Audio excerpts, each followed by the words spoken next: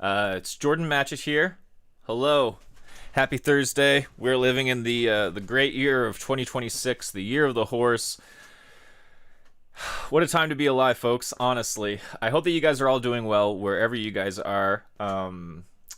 We got something special today. We are going to be focusing on the Ben Bankas controversy, which has been sweeping across Canada specifically, which is where I am communicating with you guys from. Yeah, it's been interesting. I live on the western coast of Canada, so Ben Bankas, whenever he tours and such, he always tries to make, his pit stops here. He's out of Ontario, so it makes sense to go west, and it makes sense for him to go east. He also lives close to the States, so he does a lot of work down there, from what I understand. I would like to preface this by saying that I don't know much about Ben Bankas. I've watched a number of his clips. It's not personally something that I would go see. My comedy tastes, for those that are actually interested, revolve along the lines of people like Tim Dillon. I enjoy Theo Vaughn. I like Rick Glassman. I like Matan Evan, who's not really a comedian, but for those that know. Shane Gillis, I'm big into. As far as like female comedians, I really love Christine from Your Mom's House. Sarah Silverman has always been huge for me ever since I was a kid. Janine Garofalo. These people are still doing stand-up. So yeah, my comedy tastes really do vary. I like Zach Galifianakis quite a bit. I like pretty much most of SNL from the beginning till probably whenever I started not knowing anybody's name, which might just be an allocation of like how out of touch I personally am. However, today we are talking about Ben Bankas. He has been canceled from a good amount of places in Canada, enough to make headlines in the news nationwide, and particularly kind of kick up a local stink around here. So we're going to be watching a Triggernometry interview with him today. I'm excited about it. Anytime that these guys have a conversation, I'm pretty new to the Triggernometry thing, but any of the interviews that I have seen, they seem to be very balanced, and something that I really appreciate, because you can't be too careful about where you get your news from these days. So without further ado, we're going to get into the Triggernometry Ben Bankas interview. Feel free to pop in the chat. I'm sure that people that might be popping in today might have had this happen to them already. Maybe they've seen this firsthand across Canada. Maybe it's happened at a local venue for them. I know that he was supposed to be playing at our local venue about 80 kilometers north of me, and that was canceled. Whereas I think like the next night or the next two nights, he is in someplace like Lethbridge, Alberta, and they are just running that show, no problems. So let's get into it. Thank you guys for tuning in. If you guys haven't subscribed yet, please feel free to.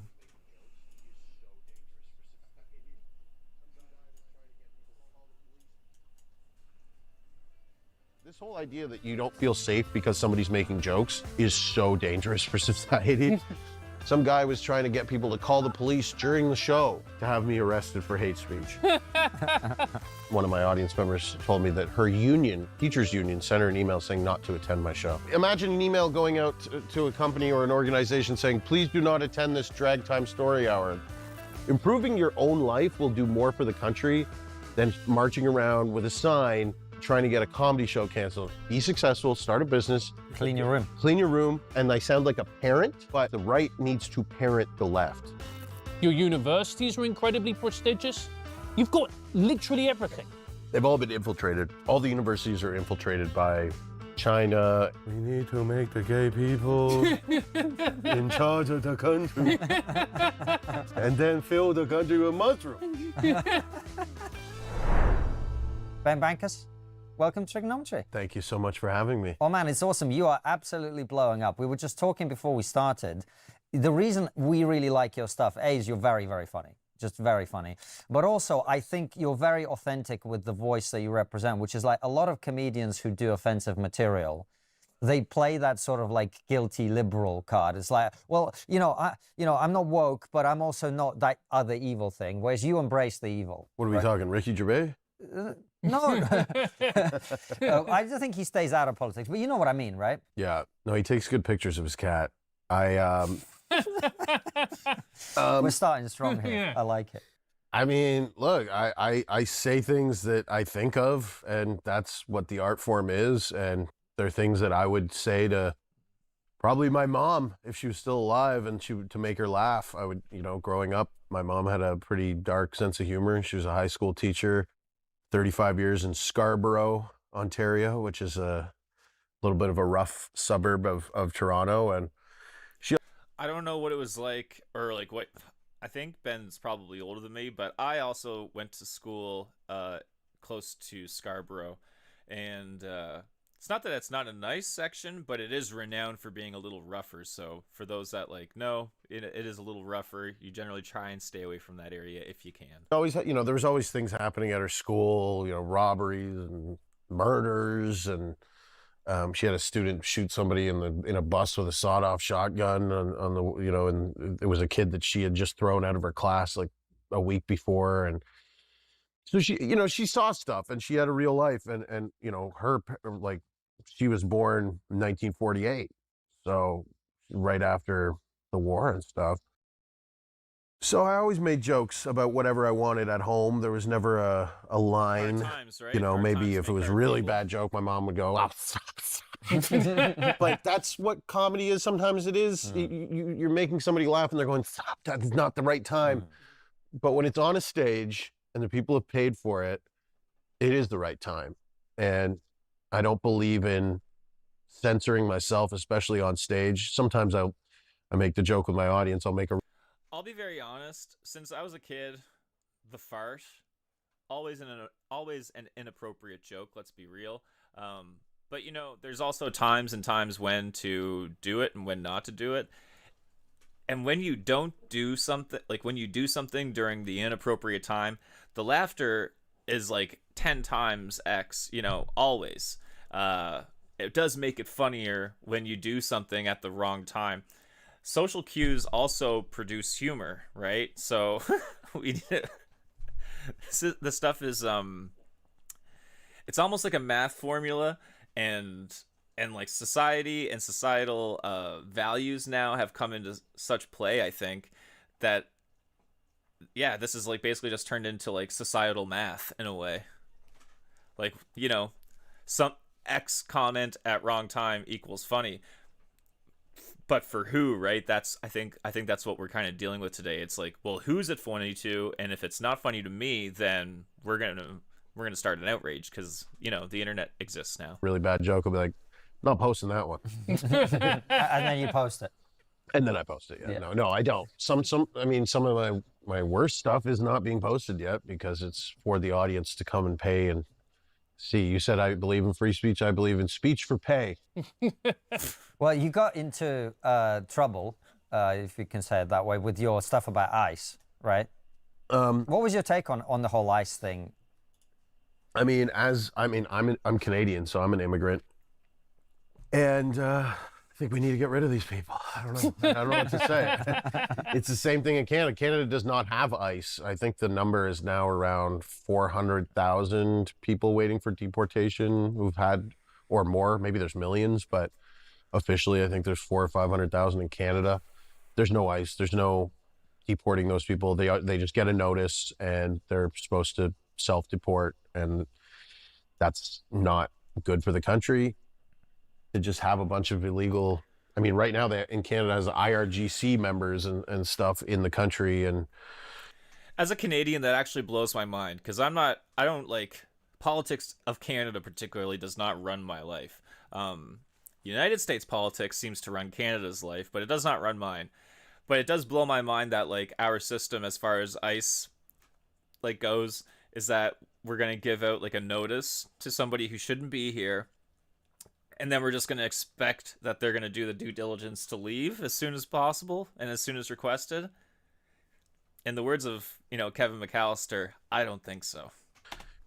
During this, like Canada's becoming a safe haven for, IRGC members. Is that a good thing? I don't think so. So I think that I believe in a safe, I want to have a safe, healthy, beautiful country. Whether it's Canada, America, wherever I'm living, I want it to be beautiful and amazing. And the people who are pro or anti-ICE, are also in favor of letting people out of jail for committing serious crimes, and giving money to illegal immigrants. I just don't know how I can be in favor of that stuff. But you didn't get in trouble for that. You got in trouble for a joke about ICE, right? Yeah. Something to do with Rene Good? Yeah. I made a joke about it right when it happened, and it was very funny for my audience. And the people who are upset, of course they're going to be upset. But they canceled a bunch of your shows, right? Is that what happened? No, I think that, this is interesting. There's a lot of people are like, are your shows all getting canceled? No, not at all. We had shows in Minnesota got canceled. I should probably apologize, because at the beginning I did perhaps make it sound like all of his shows. I really want to be clear. A solid amount in Canadian standards can be upwards of one, really, in order to make headlines like Bankas has done across Canada. And also, this tour run is not the first time Bankas has been in the news or has had hit pieces on him. So let's all be very clear. This is not like a clavicular new phenomenon. Bankas has been out there working as a comedian for a pretty long time. So yeah, not all of his shows have been canceled. That's absolutely a good amount, perhaps, in Canada. And in Canada, the fishbowl is smaller for entertainment, so everybody's going to hear about it a lot faster. Because there was an active riot. And I should have canceled it myself. People were like, you should maybe not go. Like, people were worried about me. And the venue canceled because, they said it was for safety reasons. The real reason is they were liberal, and the people who ran the business were liberal. So even though Democrats, because they believe in like communism now, they don't care about making money. So it's like, 6 sold out shows, 6 sold out shows, we'll cancel them because it's for the greater good of. I have personally seen this, not in comedy, but I have seen it firsthand as a musician. People are choosing, particularly in entertainment, they would rather virtue signal, it seems, than fill seats in that theater and make money, which is why that building and structure and sound equipment and stage and theater seating and wheelchairs, accessible walkways exist in the first place. Right? And these places create jobs. So if you start canceling off shows, people are going to be out of work too. Right? The greater Rene Good. I'm just saying, okay, it's not. Take it easy. So, yeah, this idea that shows are being canceled in America is not true. Canada, they canceled a few. They have the Canadian Anti-Hate Network and all these organizations that are paid for. I do have some information regarding the local cancellation in Port Theatre. So stick around. We'll probably tackle that at the end of this stream. But I do have some news reports and some information that is very, very pretty juicy, honestly, and I think is quite revealing and confirms a lot of what Ben's saying right now. Just found out are paid for by the Liberal Party in Canada, which is like the Democrat Party in Canada, through back channels, apparently. That organization's goal is to shut down people like me, I guess, that aren't censoring themselves or aren't woke. Basically, if you're not woke, you shouldn't be allowed to perform. You shouldn't be allowed to be platformed. You shouldn't be allowed to blah, blah, blah, even when the shows are sold out. And that's wrong. It's obviously wrong. And a lot of it has to do with, in Canada, if you're going to be at a venue, a lot of them are city funded or government funded venues. And they're saying he shouldn't be allowed to perform there because it's government funded and they have a mandate to have DEI and not what all those bullshit things that they write in those, our mission statement is that we acknowledge that we are on stolen land and there's no freedom of speech allowed in this establishment. And if you say anything naughty, you'll be, They have great names, though, those organizations. They right? do. The anti-hate ones. Anti-hate. We have one of them in the UK called Hope Not Hate. And all they do is go around doxing anyone who's not. Well, yeah, it's like, basically. So, you're anti-hate. What do you do? Oh, we hate Ben Bankas. We discriminate. Oh my we don't gosh. discriminate against. I don't know if it's like just because the fact that it might be 8:30 in the morning right now, but everything that he just said, just hit me like a Mack truck. It's almost like where to begin. Now, I also want to make sure and be super clear that I don't condone a good amount of what he's saying. But I do believe that it is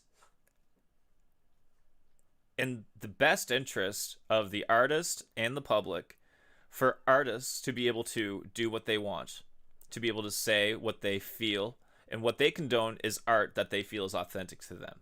We need to get out of the way. You know, I believe that was like Noel Gallagher that is like famously quoted. It's like, nobody asked for this, nobody asked for Sergeant Pepper's, nobody asked for this, but the public got it, and look where we are now, right? And I think that without getting too conspiratorial about anything, it's pretty clear that a lot of people are putting a blockade on select entertainment. And I'm going to give you guys like what entertainment everybody thinks and is scared about, like what entertainment looks like, whether it's stand-up comedians through AI that we're going to be watching as a hologram in 25 years, or a musician. Maybe, I mean, in the world of tribute bands, maybe we'll just start watching Deep Purple whenever they're all dead, right? That could be completely for sure in 25 years. But let me actually tell you what's going to happen to live music in your neighborhood or across Canada, at your local pubs, your local casinos, what have you. Because these gatekeepers are essentially saying virtue over merit, the meritocracy and the value of entertainment is going to go so substantially downhill that it's going to make AI look like geniuses. It's going to make AI look like Mozart in 25 years. Because music has become so dumbed down. And if we're going to put, you know, guardrails on real people like we do with AI as far as like what they can say or what they can, you know, talk about, scary is like not even a real word right now. It's devastating to art in general. It is devastating to culture in general. That's really as far as it goes. You know, I'm so lucky that I've been able to tour and I've been able to work, and I've never had to experience anything like this. Now, I'm also not going around doing Indian accents, you know, but there are places that you can walk into a room and you're like, whoo, this is a tight room. And this is a tight room by what I mean is the guardrails are very tight as far as how you can act, how far you can be yourself, how far you can personally express yourself even on stage. We'll continue. Broad groups. We discriminate about one person at a time. And that's apparently okay. But the shows were sold out. I mean, we're talking, I just had a show, Nanaimo, BC, 900 people, sold out. It's been sold out for like a month and a half. And then they cancel it. Yeah, this is near me. You know, there was a whole thing. They had a city, it was a city funded venue, but not affiliated with the city or something. So people went to they protested the city council meeting. They got into the city council meeting. They raised this concern. The mayor of Nanaimo said that, well, we don't want to be part of censorship, even though his material is disgusting and horrific and awful, but we don't want to take part in censorship. So they basically said, we're not going to pressure the venue to shut it down, but we will make a statement that this is the new thing. Something bad happens, we make a statement reaffirming our commitment to diversity, inclusion. What does that even mean? It means nothing. And so they sent that statement to the venue, and of course there's somebody woke working at the venue who goes, finally, there's a statement. This means we can cancel. And then they get some woke lawyer to look at it, and the woke lawyer goes, well, with the statement, you just say that we didn't feel safe. The staff didn't feel safe. This whole idea that you don't feel safe because somebody's making jokes is so dangerous for society. The idea that it's like safety has to do with words is not, it's just not true. It's a lie, and it's being peddled. And that venue is getting bombarded by my fans, of course. So this is the weird thing. Venues will cancel my shows in Canada if 10 people complain, apparently, you know, if they're loud. 10 people versus 900. 10 people versus 900. Enough, or, you know, okay, oh, there was 50. Okay, there's 50 that they gathered over. We had 900. Even if it was 50 complainers versus 900, that's like less than marginalized. It's not even worth giving a shit about if it's like 50 people. If it's 50 people part of the same concerted effort or the same concerted group rather, then yeah, that would be a problem, right? Right? Just buying tickets. Then plus the other thousands that wanted to buy tickets that couldn't get tickets, plus the millions online. And the venue seems to just only worry about liberal complaints. Because the second they cancel my show, what do? They turn off comments on all their posts. They turn off reviews on Facebook. Any review, any negative. The Port Theatre also did do that. They took away any option to be able to review their theater on Facebook. You can do it on Google, though. Negative review on that venue that says, you guys canceled the show. I'm very upset about this. They just mark as spam and get it deleted. So if they don't care about complaints coming from the right or from people who already bought tickets, who legitimately were going to go to your venue, but care about complaints from people who are never going to go to your venue, might not even live in your city, but are calling in, is that a free country? Is that free speech? No. And the left pushes back and goes, well, it is free speech, but it's not free of consequences. It's a sold out show. It's been on sale for 7 months. We sold it out. I did my part. The venue decides to cancel it because they're getting complaints. That is a violation of free speech. I'm sorry, in my eyes. Maybe I don't know what.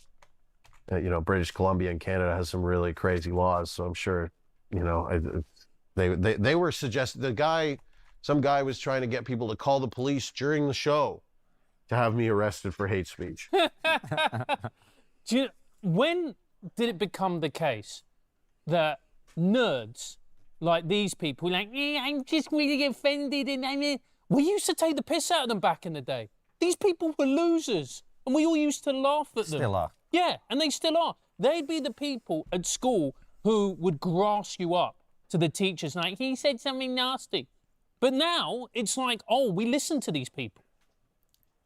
Guess it's the payback we get for bullying the crap out of them in high school, right?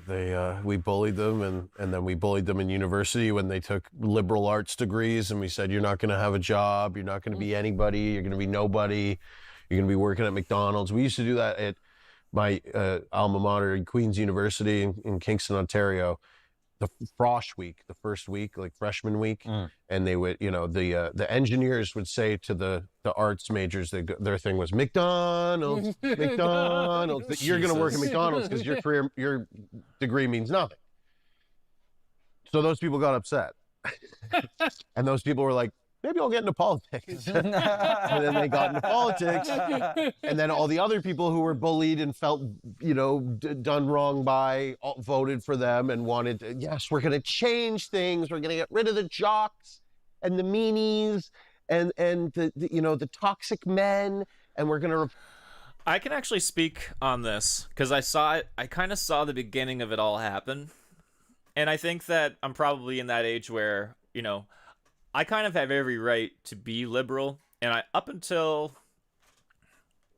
after Trudeau's first term, I was mostly liberal. Truly, I probably aligned more on that section.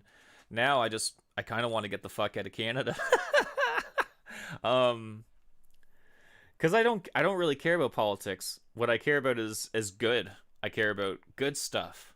That's what I care about, and good comes from like meritocracy, so that's kind of my definition of good. But I definitely saw like exactly what they're talking about.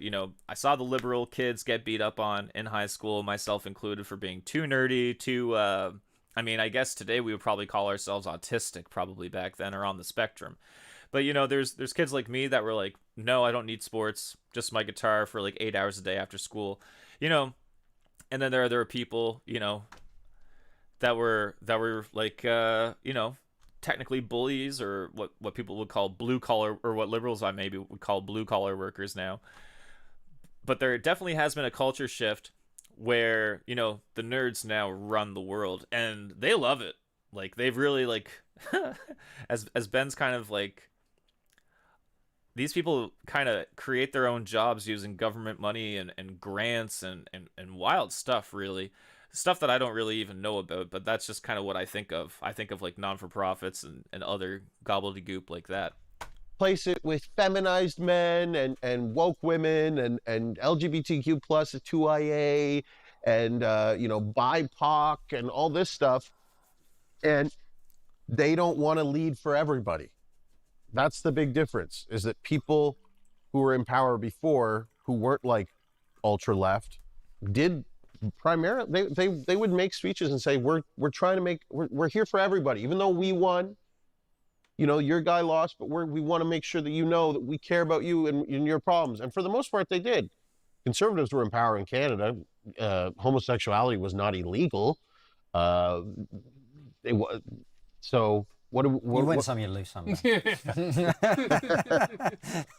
But I don't think homosexuality should be illegal. But I know, but that's the point, is that they think people on the right are like homophobic, anti-Semitic. That it's like not true at all. A lot of people on the right are pro-Semitic or Jews.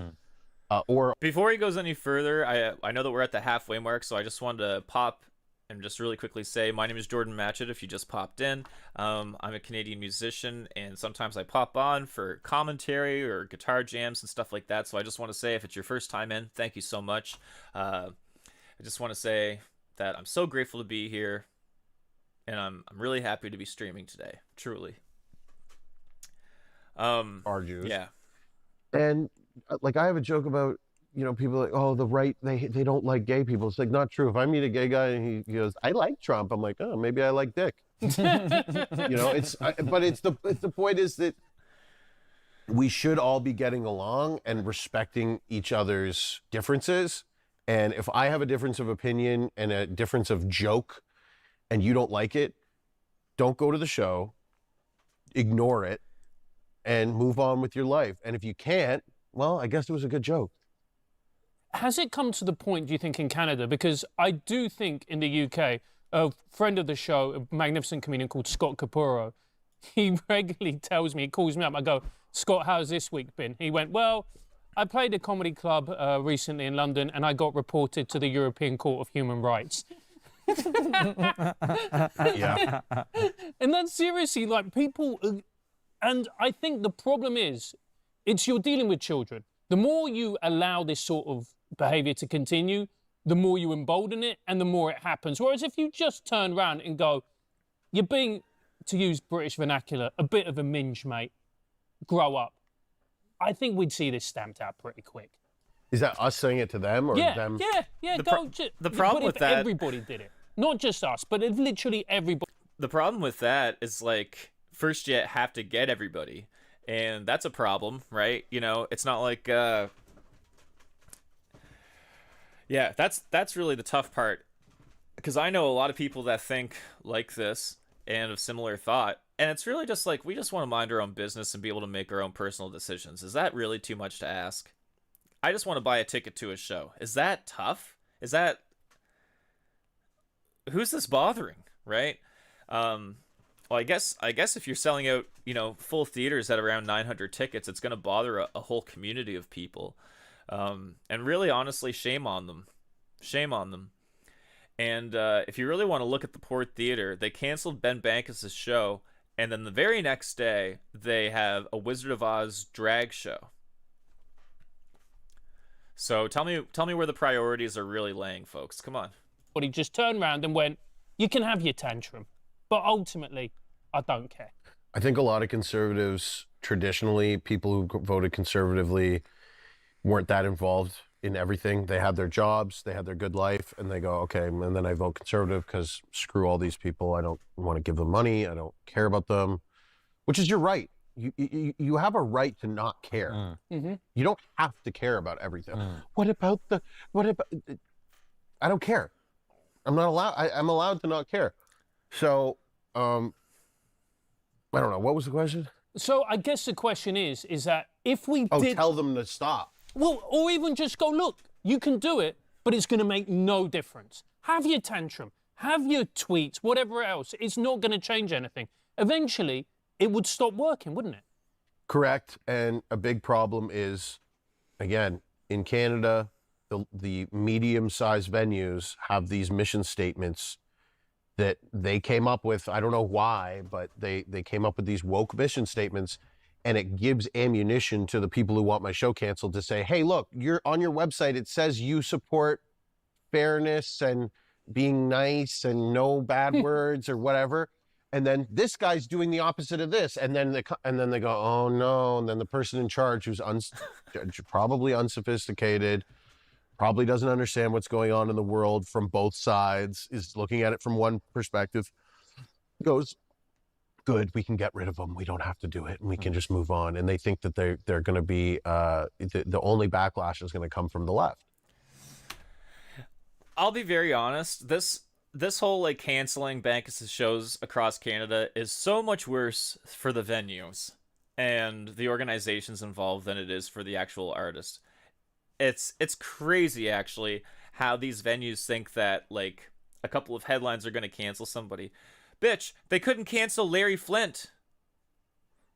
Okay? All right? And now go check how much you go on Pornhub per day. Okay? This stuff is like personal choice. Allow people to buy tickets. It's absolutely wild that this is even a conversation, let alone an interview. But I guess people can't really talk anymore. It's absolutely wild. But it's definitely going to be it's definitely going to affect venues much more. And I'll tell you how.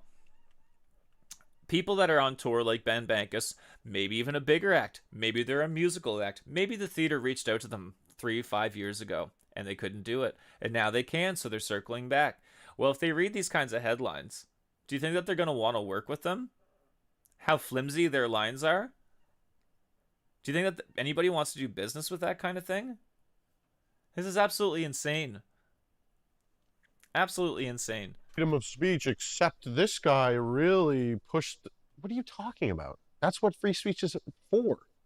But it's also just not the fact that what you're saying aren't opinions. This is what really annoys me. You're a comedian. You do comedy. The purpose of comedy by its nature is that you don't take it seriously. You're not a politician getting up there and going, well, she died. That's a good thing. Yeah, might have to be, though. Might have to be a politician. Don't become a politician. But doesn't that frustrate you in a way? I mean, it doesn't really frustrate. I think the more angry people get, I mean, good. Renee, good. Let them get mad at a joke. Okay, so if anything, I'm actually doing the people who are angry a favor, because instead of being angry at their own lives and their own failures and what's going on in the world and being angry that they can't pay their bills, they get to just go online and look at my comedy and go, this is what I'm going to spend time on. This is what I'm going to be mad about. So you're welcome to the people who are angry that I've given you a break from your own problems. I do think you've hit on something very true there, and it's true of like everybody on all sides. Like, you in Britain, in England, you go to a football game. There's some very, very angry men about somebody who's kicked the ball the wrong way. It's probably your divorce. It's not that. You know what I mean? And it's like that with everything. I think the internet just allows people to channel their rage at the failings and things that we all have to deal with in life. At some figure that they claim is ruined everything because he told a joke in a comedy club, They're not necessarily angry about the material or what I'm saying. They're angry that I'm doing it in a way that is successful and in a way that is... if I did it on a podcast, they'd go, oh, that wasn't funny, he's not funny. And they still say that on my stand-up. But they know it's not true because they're watching people die laughing and clapping, and that's what really pisses them off. And then they go, okay, well, let me do the math. If tickets are $35 a piece. I'll be super honest. It's very rare that I play locally here in my community, and it's not because I'm Ben Bankas or in between songs I'm doing impressions of ethnic groups. It's just because I don't drink the Kool-Aid of liberalism or wokeism. I don't drink that. I drink reason, and I drink Budweiser beer, But I don't play a lot here, and a lot of these reasons are reasons for me to avoid. Not so much that they're happening to me or anything like that, but they're reasons to avoid, and to avoid those kinds of venues. And whenever I go on the road, whether it's 2 or 3 times a year to Alberta or wherever around British Columbia, I never feel like that. I really don't. It's crazy that that it seems to be just small, select communities. You can talk about Vancouver. This didn't happen in Vancouver. Ben Bankas wouldn't get canceled in Vancouver. That would not happen. It would not happen. But he would get canceled on Vancouver Island. So, and it's crazy that he would get in. Actually, Kitchener kind of makes sense because he attended university near there. So obviously, as an Ontario comedian, he's probably built up a bit of a name. And this is also just a way when they cancel you or they cancel a show on you. This is just a way of them saying, you don't drink our Kool-Aid, so kick rocks. It really is just that. Because Banks is going to go find another venue to sell out. These venues are going to be without an act, and they're going to have their virtue in their hands with no money. I'm not sure how you keep the lights on and pay the rent with no money, but... He did 700 seats. Oh, shit. Cancel it. We can't let him get money. We can't let him be successful. We can't let him... Because they know that once you get successful, once you have money, your words mean a lot more, and that's a much better form of protest than standing outside in the rain with a sign screaming with a whistle. Yeah. Is to get that's all good, but how about I just get rich and then say what I want? That's scary for people, because when you're rich and you have some heat behind you, people are gonna listen. And like you said, it's comedy. I'm trying to make people laugh. And when they laugh, that is a threat to the left, because they're anti-humor right now. Mm-hmm. They're don't laugh at that. You can't laugh at that. Here's what you can laugh at.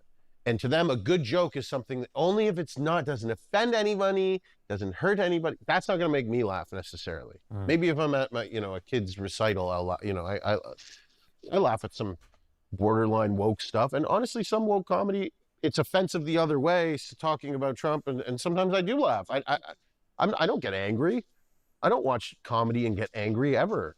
I'm curious what the other side's doing. I watch and do their thing. This reminds me of like the CNN interview that Tim Dillon did like less than a year ago. Maybe it was just over a year ago, when the CNN is like talking about like the whole sphere of like right-wing comedy and stuff like that, and then Tim just goes off and spouts like 10 like lefty comedians, like left-leaning comedians, and the interview is just like, well, where are they? And like, we're talking about Amy Schumer, Louis C.K., like, Trevor Noah, like people that are doing pretty good, that are not worrying about their rent right now, and so it's funny that the right seem to be looking over there, but the left don't seem to be looking over here. I would never say, I hope he shouldn't make it, he shouldn't be paid. No, do your thing, make your money. Yeah. And you can appreciate a good joke, even if you don't agree with the premise of it. I do that all the time. For sure. I mean, I'll laugh. And that's the thing, is that people laugh at some of the people complaining about my comedy, I bet you anything, did laugh. They watched it, they laughed, and they go, oh my God, I'm so mad that I laughed. And then they how dare you, this wasn't funny. And it's like, you laughed. Just relax. We're in a very tumultuous world and crazy time, and the best way to get through hard times is to laugh. Yeah, that's what soldiers do. That's what paramedics do. That's what doctors do. That's what everybody who has a tough job and a tough life does. And, the left needs to loosen up, stop dying on the hill of free speech and what the other side is allowed to make jokes of, what the other side is allowed to. You guys do something better then. Canada, there was a video, it's absolutely hilarious. I don't know if we'll show it to you later, but the CBC, which is like the BBC, made, so after my show, one of my shows was canceled in Kitchener, I think, Ontario. Mm-hmm. Now they're getting another woke comedy group, which is like a 65-year-old woman who has like 200 followers and like some other lady who's like not just nobody. And they're going to do a comedy show for good. And a comedy show, it's called Laugh Good or whatever. And it's to promote, and we have 12 local comics, so complete nobodies. And this is our alternative. We're giving an alternative for Ben Bankas. No, you're not. You're canceling my show, and then you're saying this is what you're allowed. Yeah. And then nobody's going to buy tickets. Nobody's going to go to that show. On the flip side of that, The Nanaimo Theater, the Port Theater that canceled Bankas. The very next day, there was a matinee daily showing, I believe, like a day showing of a burlesque, like drag Wizard of Oz show. Not sure who's going to see that. But yeah, they canceled Bankas, and then the very next day they're like, let's do a drag show just to even out the playing field. Oh, but that's fine. They almost rather have nobody show up to the show, but it's not offensive, than offensive and it's sold out. Because the way they portray you is that you're this kind of edgy Dark Lord who lives in the recesses of the internet. And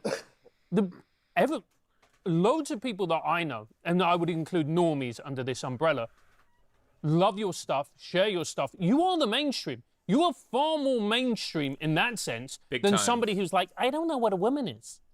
They want to discredit me, especially in the Canadian media. They want to make it like, I think in this video, the woman was saying, he is this new rage bait comedy. It's like, oh yeah, you mean like Lenny Bruce? Right. Rage bait comedy from 1962. I mean, this new phenomenon where a guy goes on stage, says something really funny about a recent topic that's sensitive, and everybody laughs. It's pure propaganda.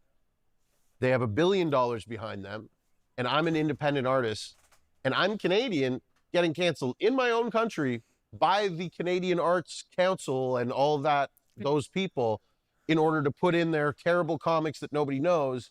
And they're so stupid that they think that my fans, who are regular people, are going to get a refund notice on their ticket for my show and go, well, I'm glad. I'm glad, because that was going to be really bad.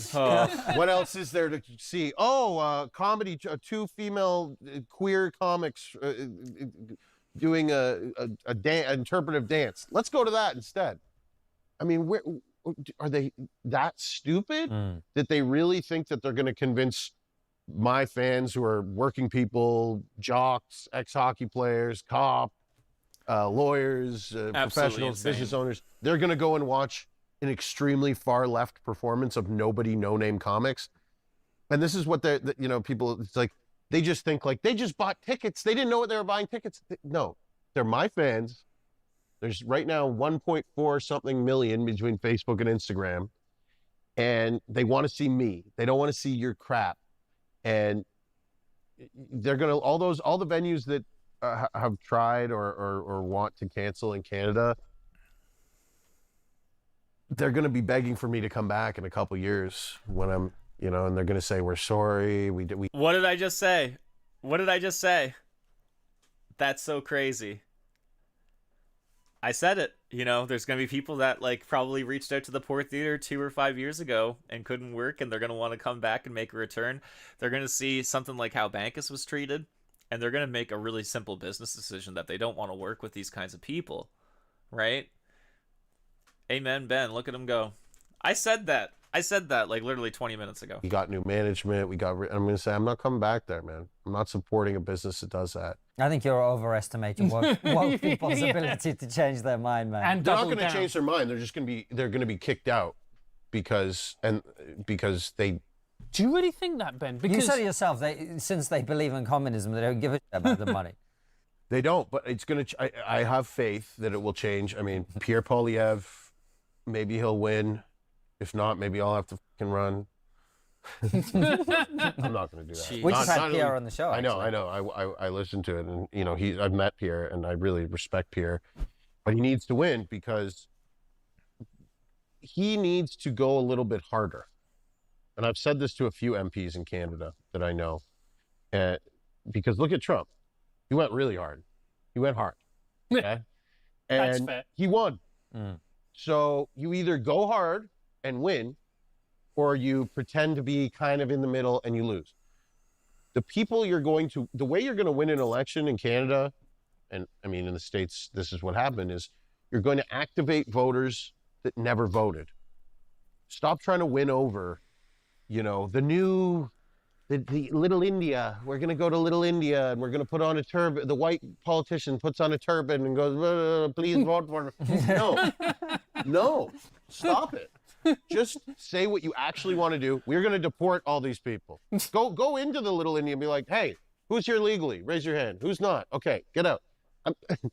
But I'm saying that there has to be some aggressive policy. Like if I was to run for Prime Minister in Canada,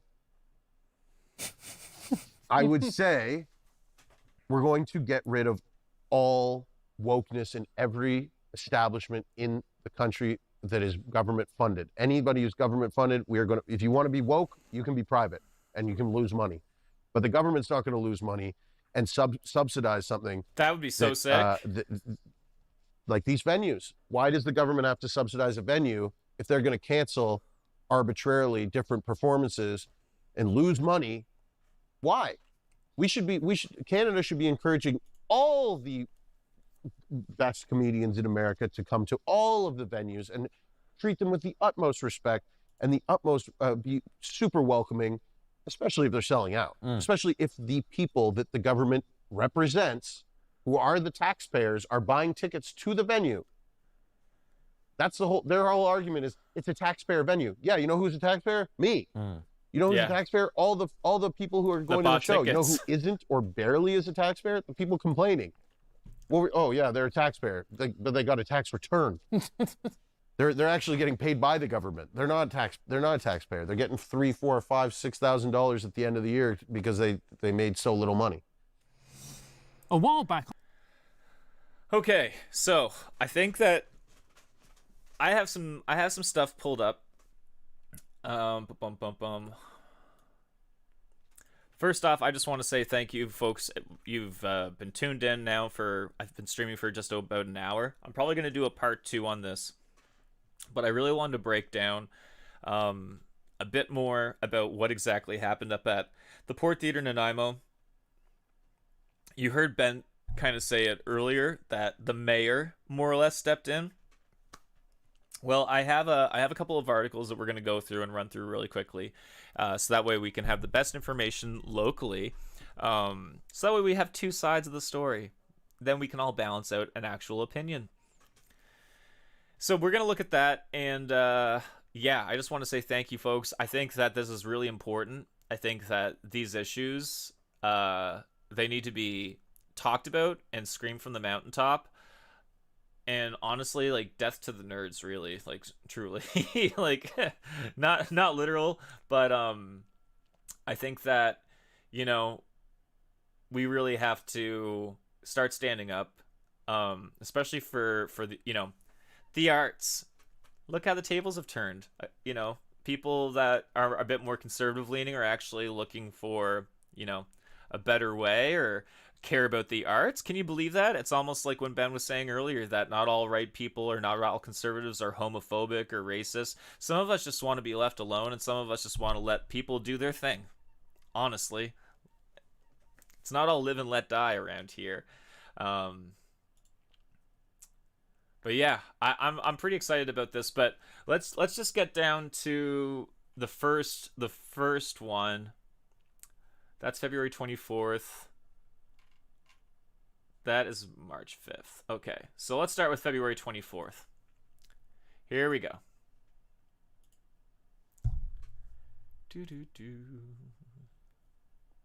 February 24th. Nanaimo City Councilors requested a review of booking procedures, but will not stand in the way of controversial stand-up comedy show at the Port Theatre. The Port Theatre, which is partially funded by the city of Nanaimo. Oh, partially funded. Okay. In late March for a sold-out show with past shows by Bankas featuring material denigrating visible minorities and making crude remarks around residential schools, mass shootings, and other current events. Well, how specific?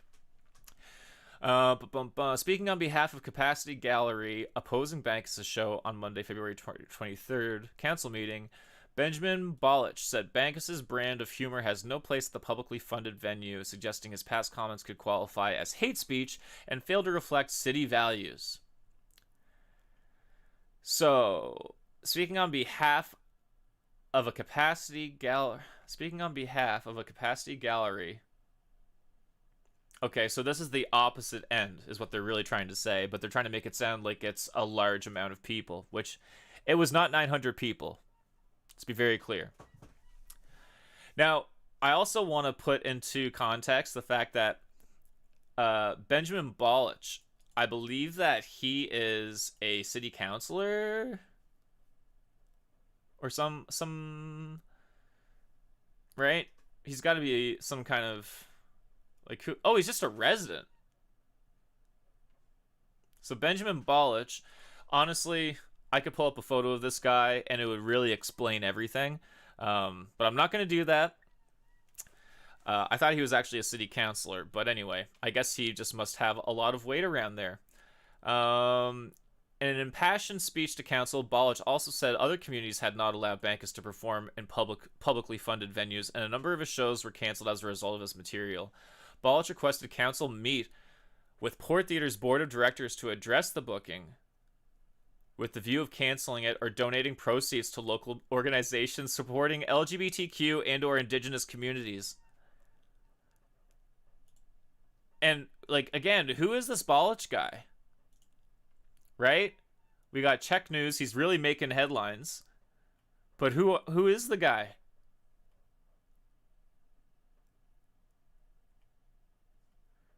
But what is this? Why Nanaimo City Council won't ban Ben Bankas? Community members want proceeds of sold-out show by outrage community to be donated to Nanaimo Pride and indigenous organizations. Well, those all look like people that are going to the Bankas show. That's for sure. Announced a statement on March 5th that the sold-out Ben Bankas show has been canceled. The society said it has done a comprehensive review of its contractual and legal obligations, including its responsibilities under the British Columbia Human Rights Code and Canadian Charter of Rights and Freedoms. The society that as the operator of the Port Theatre, it has a duty to provide a safe environment for its staff, volunteers, patrons, artists, and members of the community. Well, what about ticket holders that are actually paying to go to the show? What about the 900 ticket holders that paid? I don't think that they were afraid of being in a non-safe space, right? Content warning. The story contains descriptions that are disparaging to Okay. Can you guys throw a stone for me and then come back with, the only comedian that you guys find that is, that is, like, guilty of this?